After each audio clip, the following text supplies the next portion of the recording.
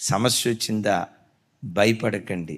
ఈ వ్యాధి మరణం కొరకు వచ్చింది కాదు, మనుష్య కుమారుడు ఈ వ్యాధి ద్వారా మహిమపరచబడబోతున్నాడు అన్నాడు. దైవజనమ, నా వైపు చూడండి. నీ జీవితంలో ఏ శ్రమ అయినా రాని, నమ్ముతావా? ఎదురైన ప్రతి శ్రమ దేవుడు తన మహిమ కొరకే అనుమతించాడు. తన నామ మహిమ కొరకే దేవుడు అనుమతించాడు.